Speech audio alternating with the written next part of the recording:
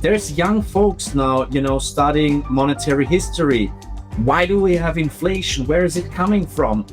What are like what is sound money? Those discussions and arguments between those two camps, I think it's ridiculous, because the enemy of gold, it isn't Bitcoin, and it's also not equities from my point of view. It's rather bonds, and this is where the potential, actually the buying potential, will come from the bond market, where there's massive turmoil at the moment. Just have a look at yields spiking in not only in the US and in Europe, but especially in Japan.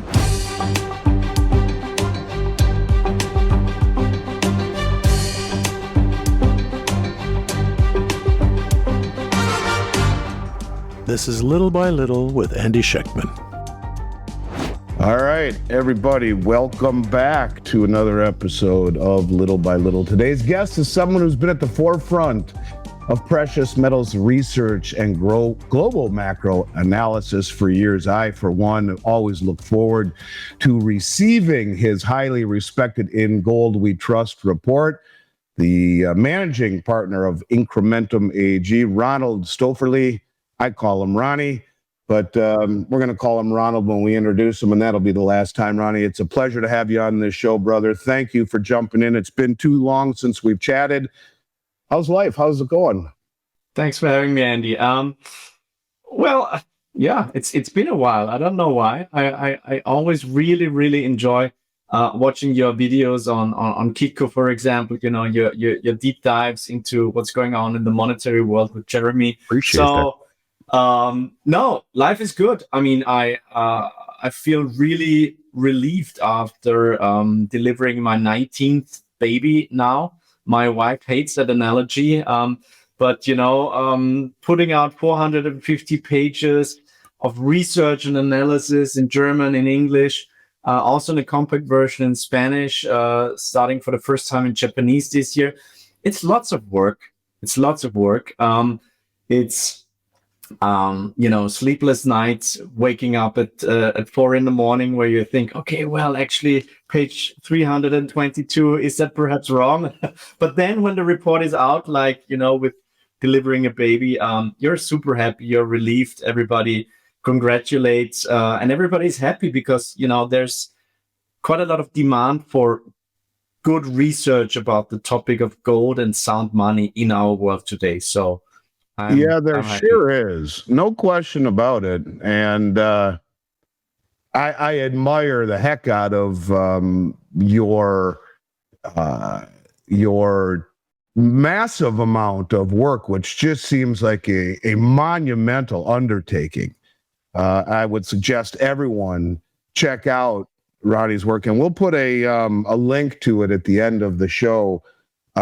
Because for anyone who's interested in gold and understanding what's happening, not just gold, there's a lot more to it, but I don't know if there's a more in-depth piece of work that I've ever read. And how many years have you been doing this now for, Ronnie? Because I've been reading it seems like for a long time. Yeah, 19 years. I started writing about gold when I was still in the bank.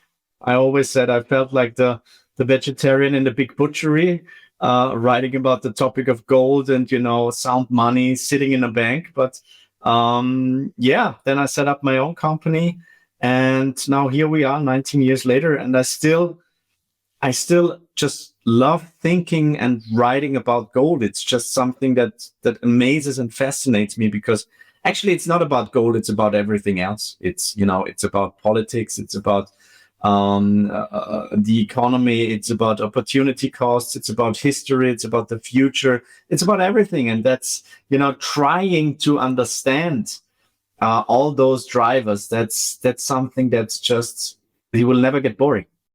Yeah, and you have a really wonderful way of showing the micro pieces that connect to a larger macro theme. And that's where we're going to start today. And I'm going to try and share some of your work here as we move on. So we've both been watching closely over the last several years, that I know after reading your stuff and watching your videos. And I thank you for your kind opening remarks about the central bank gold buying. And it's obvious the record purchases over the last few years, and in particular the last year and a half, some of the highest on record. Now, your chart would somewhat pay reference to this. Do you see all of the gold accumulation by the central banks? And maybe even more enlightening to me is the repatriation of said gold from whether it be the Bank of England or the New York Fed or other hubs around the world to minimize or eliminate counterparty risk. Do you see this as a slow reintegration of gold into the global monetary system, Ronnie, as a neutral reserve asset?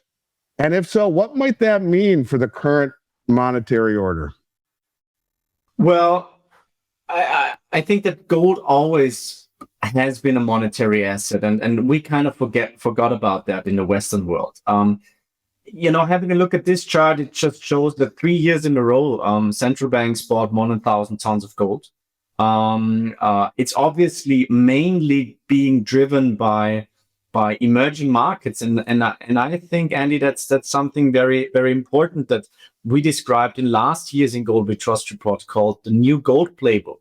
We said that the center of the gold world isn't in New York and in London or in Zurich anymore. It's rather in Shanghai, in Dubai, it's in Mumbai. So the majority of fiscal demand is clearly coming from emerging markets where there's a much stronger affinity for gold compared to the Western world. And now we in the Western world kind of wake up and say, okay, well, there's some momentum in gold. Perhaps we should kind of reconsider that. But I think this chart, it's fascinating that central banks bought more than 1,000 tons in a row last year in absolute terms, and that was more than 100 billion US dollar. That sounds like a lot, but then on the other hand, QE3, what was it, like 60 billion per month? So if you put it in perspective, I think it's still kind of a low number. Last year, Poland was actually the largest buyer. So it's not only, let's say, Asian central banks. It's also, some European countries like Poland and Hungary are buying gold. So from my point of view, those numbers, which is roughly a third of annual gold production. So if you put it relative to annual gold production, that's quite staggering from my point of view. Yeah, I think I'd like to pull on that string a little bit in a couple different areas. First, these are reported numbers. One must wonder how much is not reported. And I would think by what we saw last year, where Saudi Arabia got caught not declaring what they had purchased by the import-export numbers, China got caught. China going around, according to many of the miners I talked to, buying doré and concentrate all around South America, which would disintermediate the market and the reporting, and buying things by proxy through commercial banks or whatnot. But this still tells a story. The two strings I would like to pull first is, you mentioned something that I've been talking about a lot lately, and I think is very important, that the real demand is now, and maybe the control of the market has moved to Shanghai and to the east and to a more of a cash and carry market. The first question I would ask you on this is, do you think that they are using the Western paper suppression against the West? In other words, slowly accumulating gold, using these suppressed paper prices on COMEX, the LBMA, to their advantage, because it just would seem that they're playing the long game and using the stupidity of trying to hold down the paper price as a subsidy to accumulate the physical. What stock do you put in something like that? Well, I think we have to differentiate between central bank gold demand and then private demand from emerging markets. I think, if I was in Dubai last year, I was in Saudi Arabia this year at the Future Minerals Forum, which is now one of the largest conference, even though they started it only 4 years ago. And it's, if you talk to people from the Arabic world, from China, from India, from Turkey, for them, buying gold is something very natural. Why? Because they're quite used to, higher inflation, to kind of rubbish currencies, to financial repression, and there's not too many alternatives to gold and perhaps real estate. So they're not living in this over financialized world like we do in the West. So for them, buying gold is just natural. When it comes to central banks, yes, I agree. They are buying, especially the Chinese, they're owning significantly more than officially announced. Do they use the suppression? Yeah, perhaps. But then I think, they just want to catch up to the amount of, let's say, central bank backing that we in the Western world have. So it's also a sign, kind of a sign of confidence, and I think, just being more respected in the big global game. And I think if you want to play poker with the big guys, you have to bring some golden chips, and this is what they realize actually. But I think it's very important what you said before, Andy. It's not only the central bank buy, it's also this trend of repatriation of gold, which is very, very important. And we've got a big chapter on that topic, because it also shows that gold is becoming more important for politicians again, and they're increasingly realizing that, storing that gold within the own borders is something that's really, really important. So to answer your first question, I think that the implications for the monetary order, first of all, it was a consequence of the weaponization of the US dollar, starting in 2022 against Russia. That's obvious. And I think the second thing that we will also discuss probably later on is this Mar-a-Lago Accord that has really become mainstream.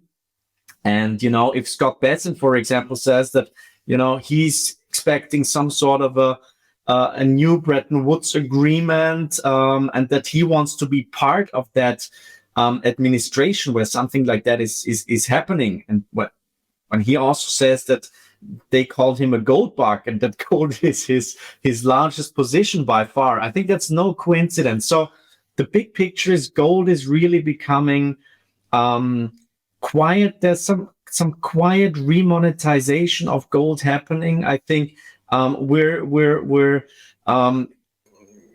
coming, like if you're at the music festival, there's like the newcomer bands that play at like very small stages, where there's only like a couple people watching those bands. But then, the more popular they get, they play like, main stage. And I think this is where gold is going now. It is really becoming not only in the emerging markets, but now finally in the Western world, people realize how important gold is for our monetary system. I agree. And I love that you say that. And I do believe, what I've been hedging at it is that I think maybe they're using the suppression to accumulate, play the long game, and the power then really shifts eastward, because that gold won't come back. But I like your take on it, and I appreciate the angle. The other thing I wanted to mention, I don't know if you've heard this, but I've never heard a central banker say anything remotely close to this. You mentioned that Poland has been up at the very top of the gold buying spectrum over the last year or so. And the head of their national bank, Adam Glapinski, said something very interesting. I would just like your take on it. There's all sorts of questions between Bitcoin or gold. And I've always said, look, no matter what you feel about either, the two communities certainly have more strength being unified rather than being divisive with one another. And in many respects, we see much of the world the same way, with the exception of perhaps that the Bitcoin community focuses on return on the money and the gold community focuses on return of the money. So marrying the two together is, in my opinion, a far, far smarter mentality than being mutually exclusive. But there was something that Adam said that I find really interesting. He said that he was asked why the National Bank of Poland has accumulated such a record amount of gold. in its reserves and entering this exclusive club of the world's largest gold reserve holders. And he goes on to say, and by the way, their target was 20% of the country's foreign exchange reserves. They're now at like 22. Now, at a central bank level, they don't make those kind of mistakes by being 10% overshot. That to me seems to be orchestrated, that they're continuing to buy gold even above their stated target. But he said something I'd like your take on. He says, first, a short answer, but I hope it appeals to the imagination. He says, why does a central bank own gold? Because gold will retain its value even when someone cuts off the power to the global financial system, destroying traditional assets based on electronic accounting records. Now, of course, we don't assume that this will happen, but as the saying goes, forewarned is forearmed, and the central bank is required to be prepared for even the most unfavorable conditions. That is why we see a special place for gold in our foreign exchange management process. After all, gold is free from credit risk. It cannot be devalued by any country's economic policy. Besides, it's extremely durable and virtually indestructible. Now, for me, my mind wanders when I hear a head of a governmental central bank say something to that degree. Does that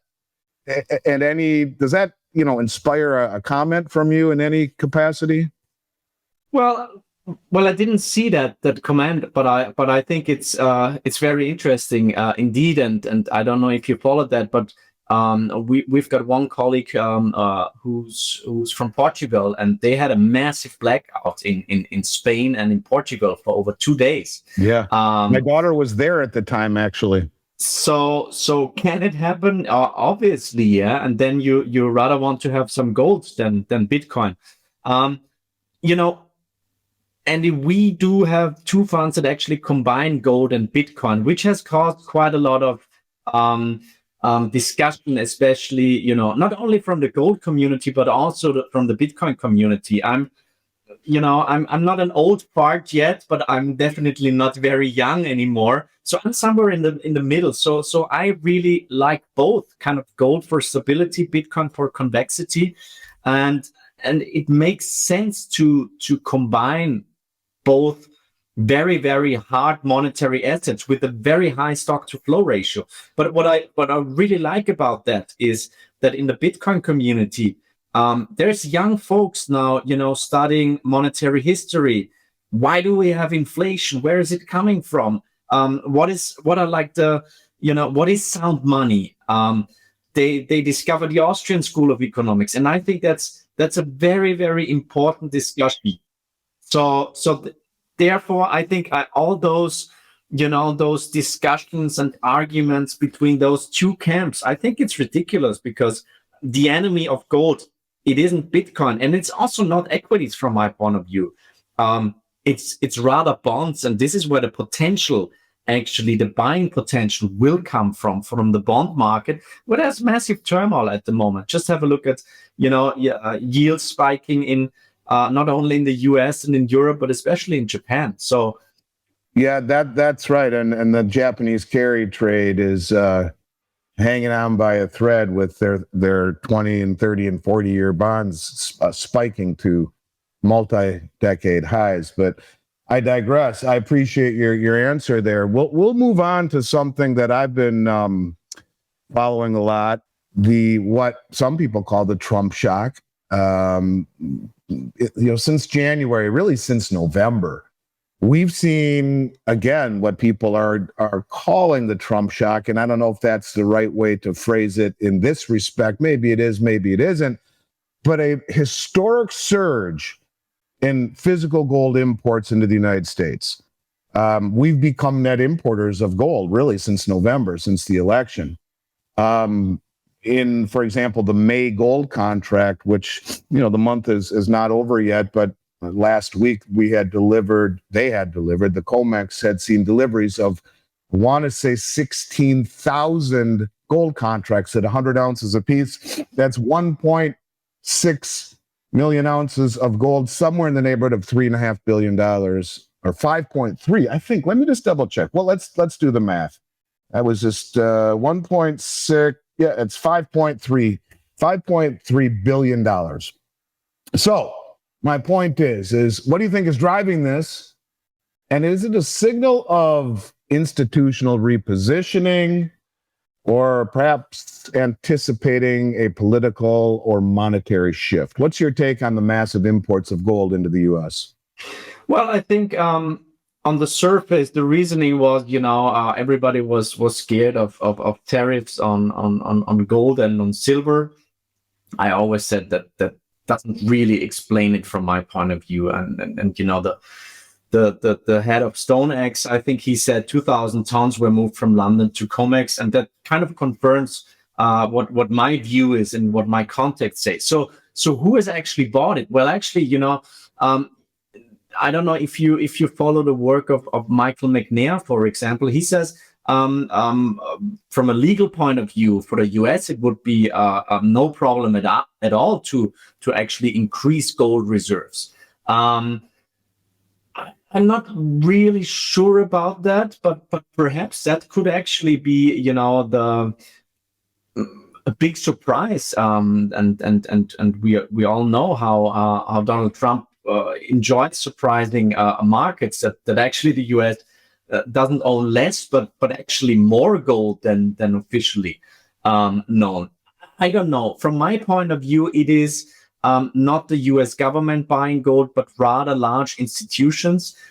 We've seen recently that Ray Dalio, for example, increased his positions. From my point of view, and this is also what my contacts tell me. It's big family offices. It's institutional players. We're seeing, that probably you know that much better, that physical retail demand is doing pretty well, but that doesn't really explain those big numbers. Just one thing that puts it into perspective.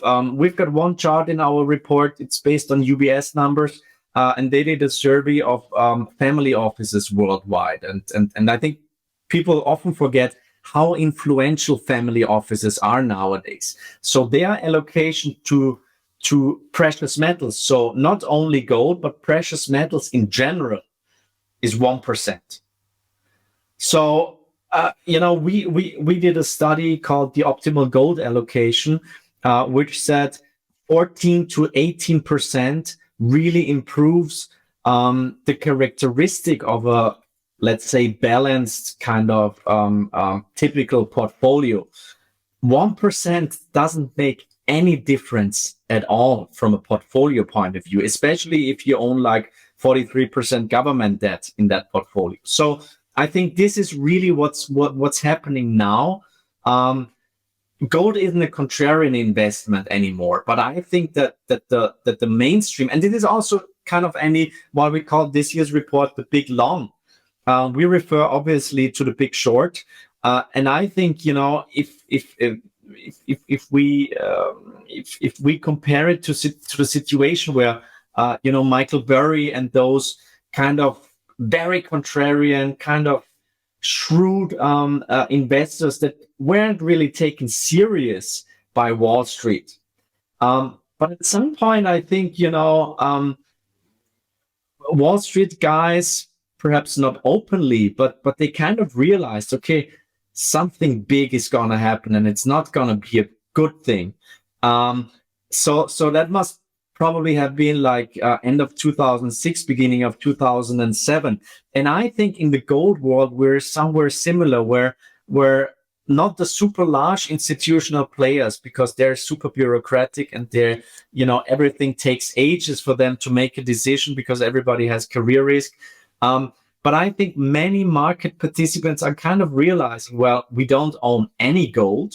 That's a risk. There's like talks about Mar-a-Lago. There's like a structural demand drivers that are just continuing to push the price up. And I think they want to enter or they want to start allocations now. And this is also the reasons why we're only seeing very shallow corrections, because there's so much capital waiting on the sidelines at the moment and everybody wants to buy the dip. So that would be kind of my view, that slowly but surely institutional players, family office are starting to get into gold.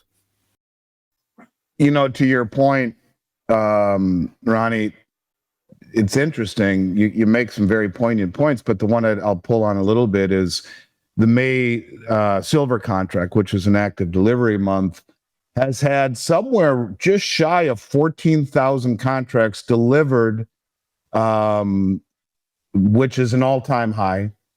But of that, we've seen about 3,200 contracts, about 16 million ounces of silver, transferred from banks to non-banks, like, to your point, hedge funds, family offices, sovereign wealth funds, marking it the third largest net sale by banks in COMEX history for a single contract to non-bank entities. So, I guess there is something to be said for that when you see the most well-informed, highest sophistication type of investors, very well heeled, standing for delivery, making these records.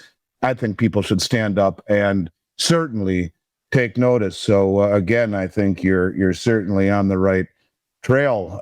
You've talked a bit about gold completing its textbook cup and handle breakout, and that, by your chart, shows that. How significant is this technically, and even from a psychological perspective? But most of the people watching this have a strong affinity for silver. That's really been where the demand has been the last several years. Do you expect silver to follow, or are we still missing the catalyst to ignite the silver fuse?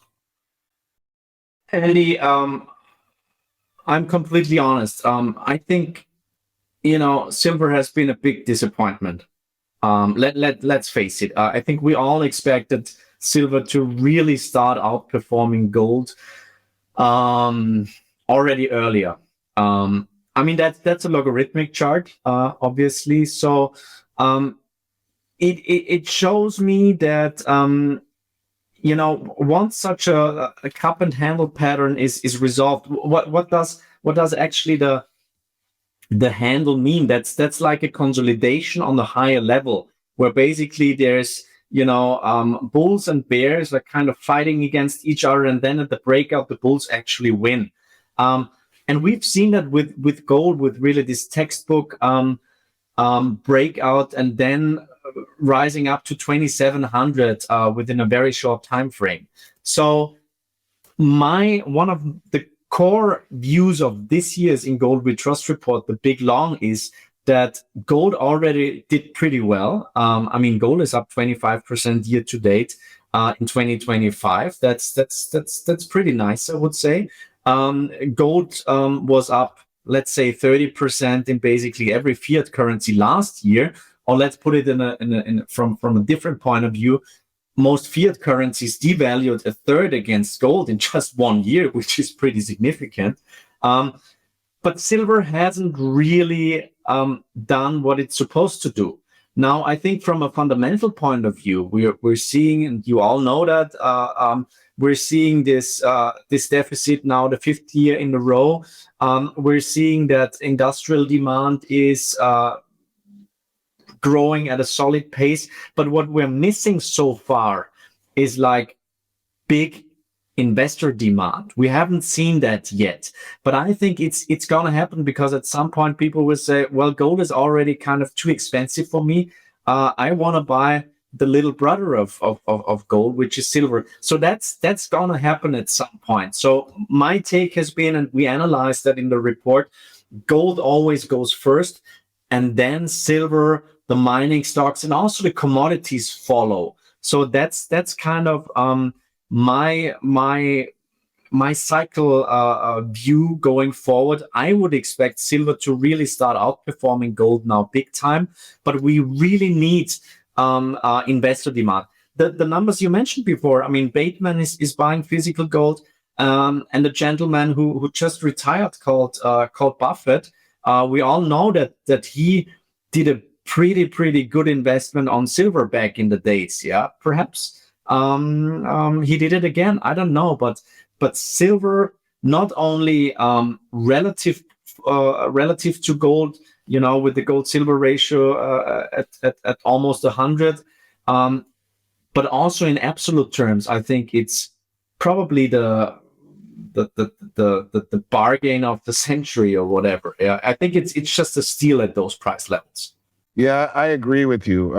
The term I'm fond of is asymmetrical, where low downside, high upside. I don't know of a better vehicle for that. I'm gonna switch gears a little bit, move in a different direction here. I would like to get your opinion on something, and let me put one of your charts up here, which inspired some thought on my end.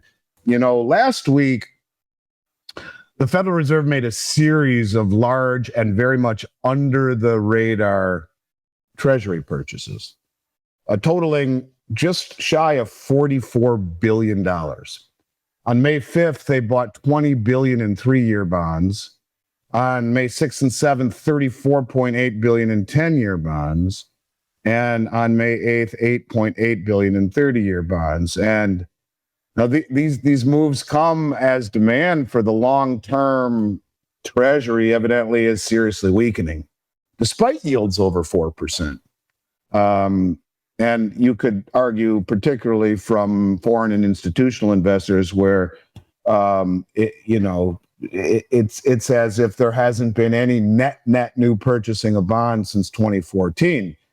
There have been central bank buying, but more selling than buying.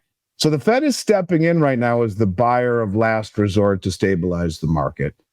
And the U.S. is now running both massive fiscal and current account deficits. This is the classic symptom of Triffin's dilemma. In your view, can the dollar maintain its status as the world reserve currency under these conditions? And what are the implications for the global monetary confidence with what you see happening?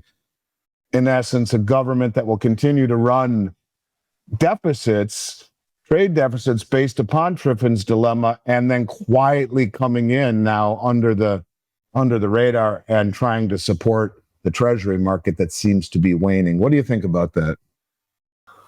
Well, Andy, we could talk about that for hours. I mean, that's really the structural, the major structural and central problem that we have in this world.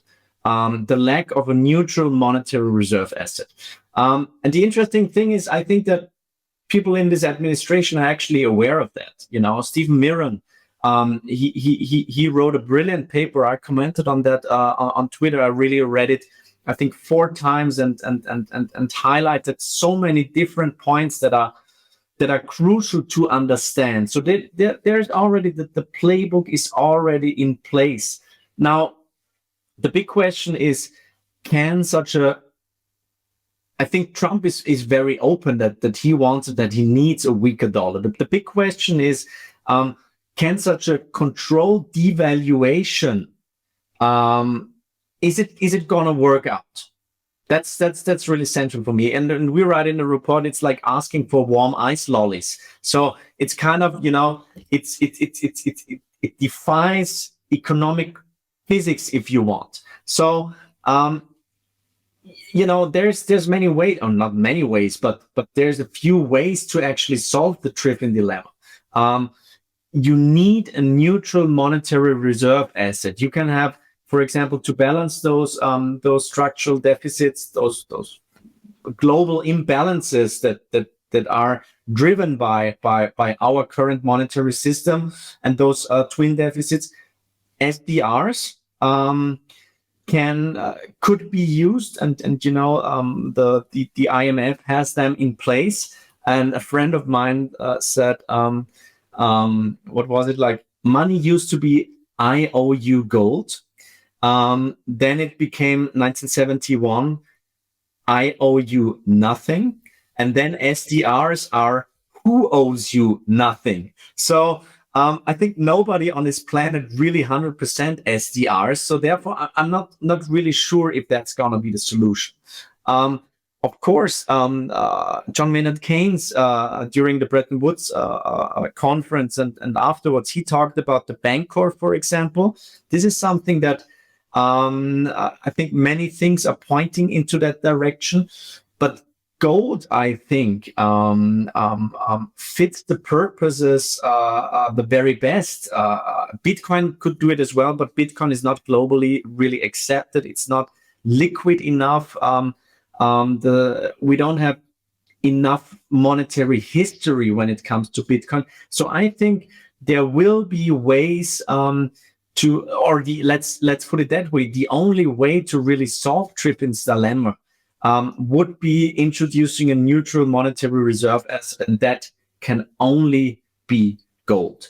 Now, is this Mar-a-Lago conference really going to happen? I don't know, because if we look back to, for example, the Plaza Accord and the Louvre Accord, this was a time of global cooperation, and they actually sat together and discussed and came up with a solution.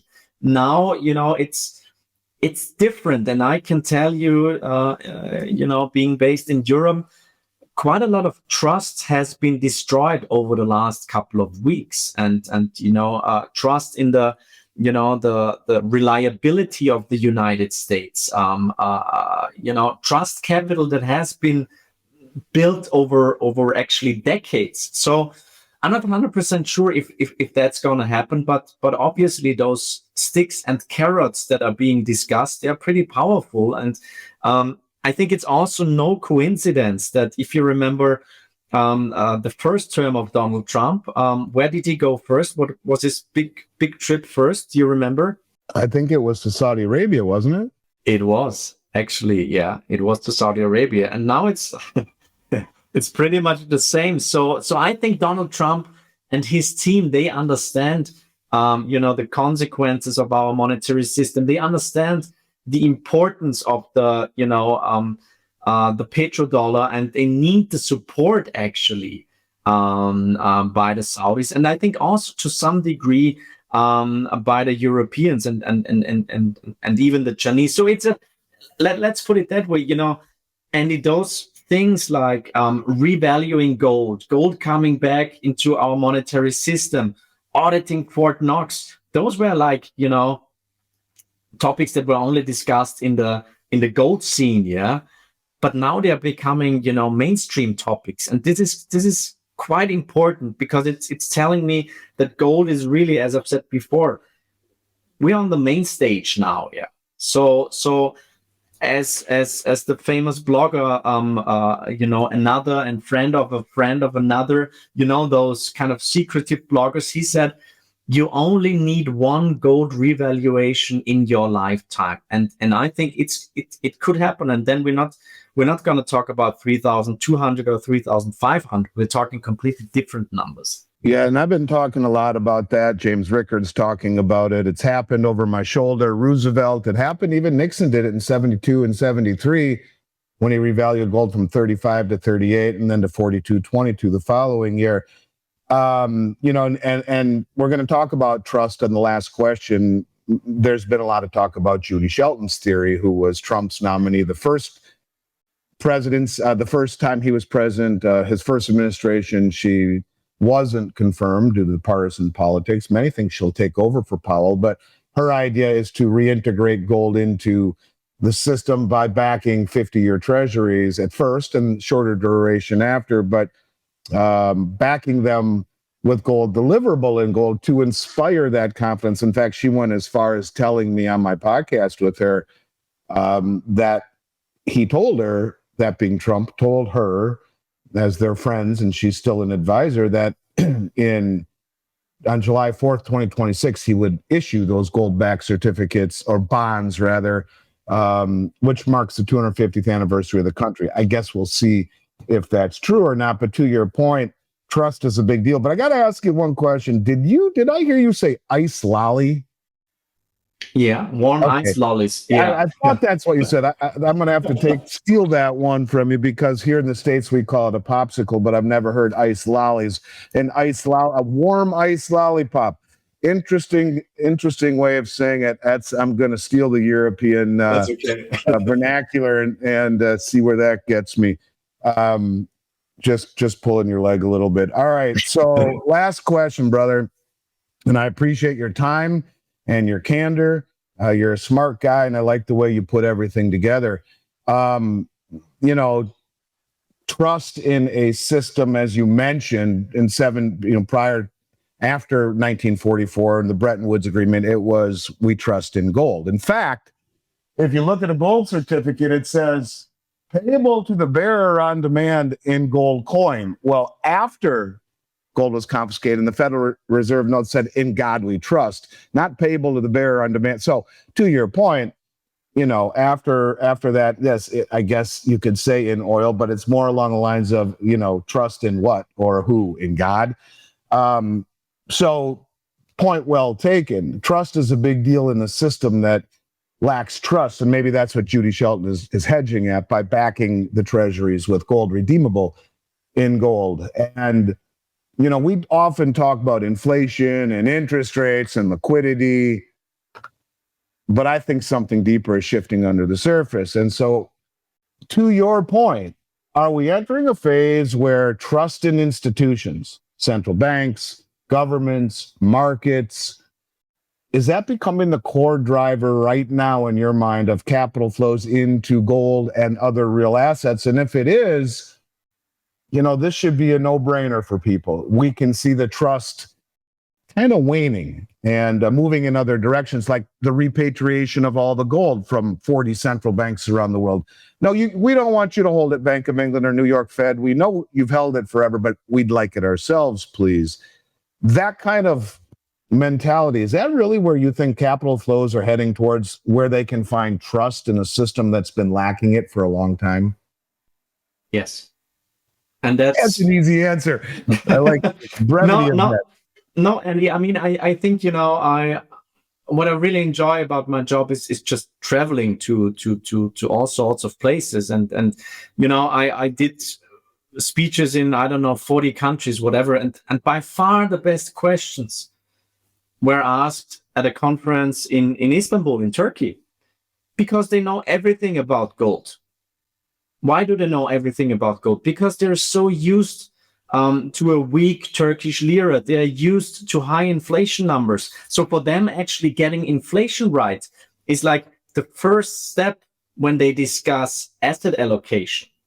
Now, we haven't seen any inflation, let's say for the official numbers, over the last couple of decades. This so-called great moderation, after Paul Volcker killed inflation. Inflation numbers were coming down. Obviously, treasury bonds were going up, yields were going down.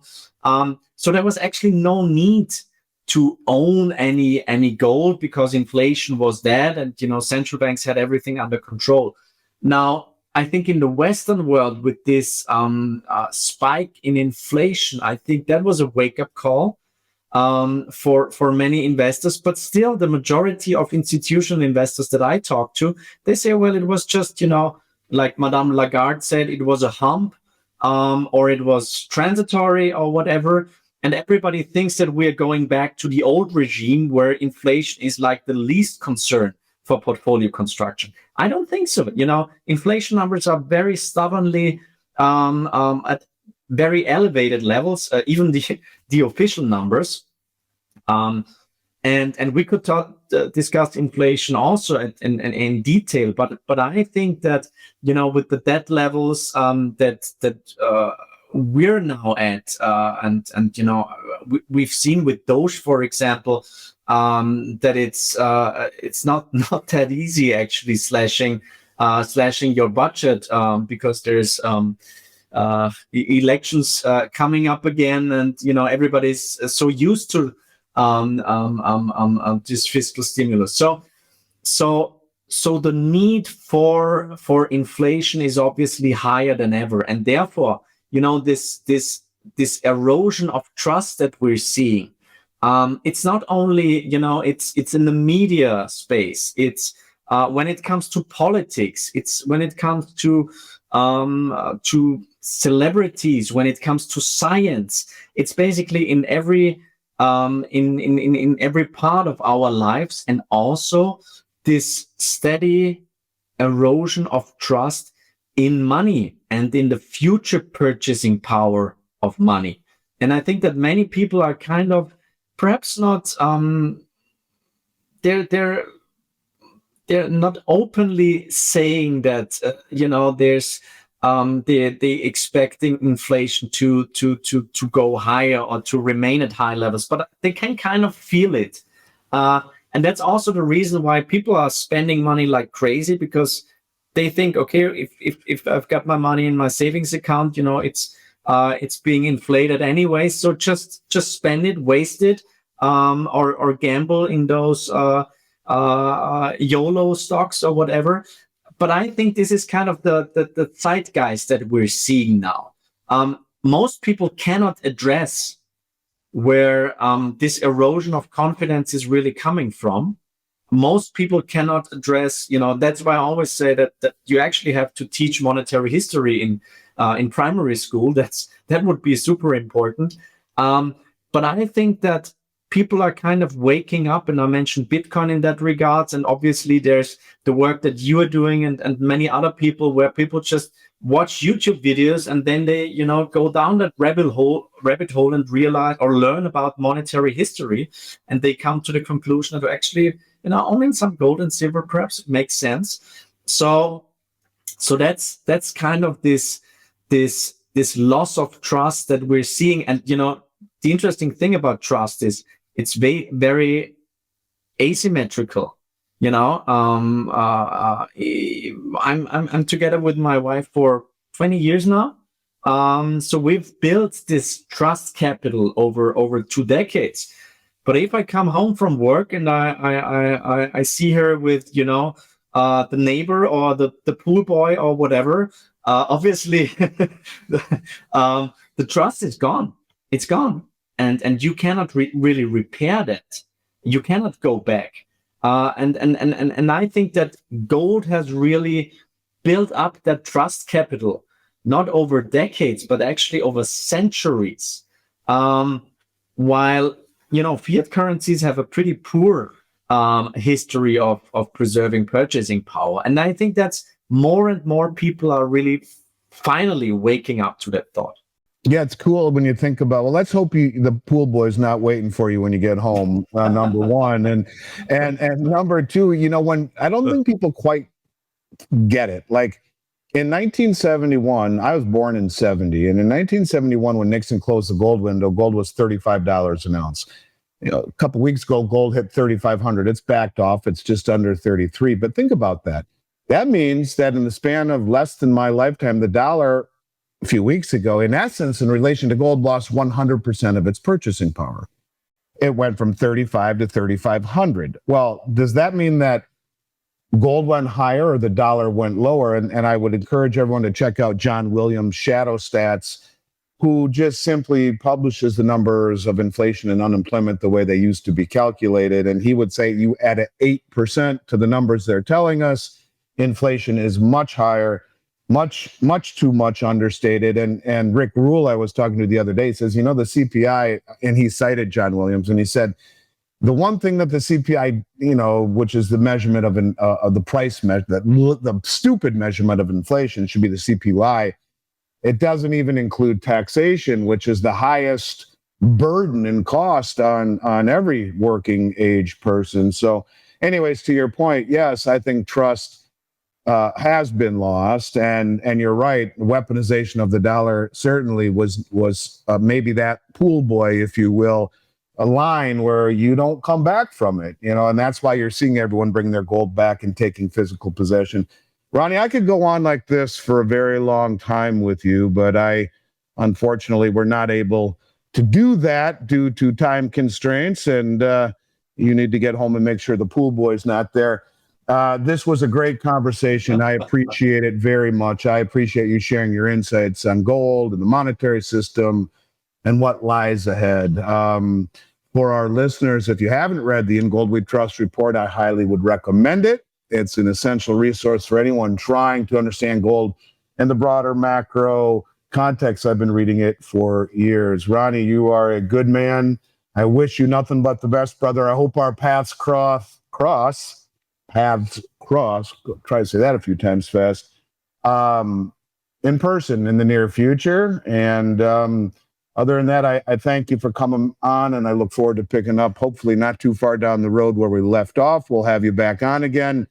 And I just want to give you a big thanks for stopping in. Thank you very much, Andy. I really enjoyed that. And I also think, let's put it that way. Gold it's not an asset. Gold is a mirror, and it's a mirror of the world. And I think this is what fascinates not only the two of us, but everybody in this scene so much, watching this mirror, trying to understand what's going on. And therefore, I think we could have talked for many hours over a couple of beers. Love that. I would really enjoy, meeting you in person at some point. And, you're based in Florida, right? Yes, sir. Yeah, kids want to go back to Florida anyways, to well, please Universal let Studios me and know. whatever. A couple hours from Disney and Epcot, and I would go out of my way to meet you. And if you're ever down, I'm closer to Miami and Boca Raton area, but doesn't matter. Rick Rule has a great conference every July, and that I'm always at. But if you're ever down this way, I hope you will let me know. Ronnie, what's the best way other than logging on to read this report? How can people get the report? I guess I should say. And what's the best way to follow you for our listeners?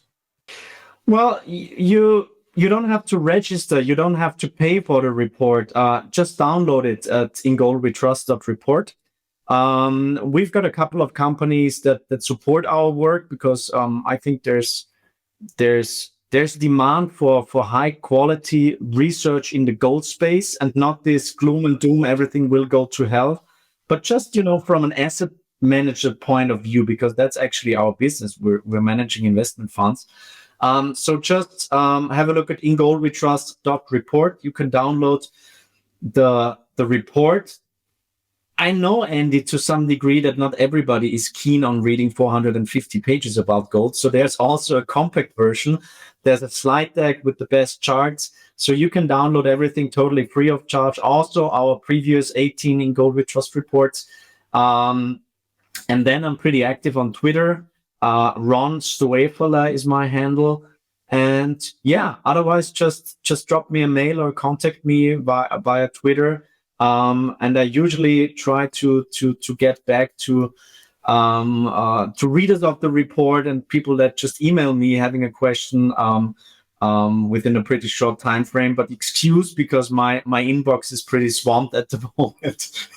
Well, that's a good thing. That means you're doing something right, brother. Exactly. And like I said, I've been reading you forever, and the fact that you publish such an in-depth, massive amount of information for free is an amazing gift to the gold community and those who have inquisitive minds. Makes my job a lot easier as well.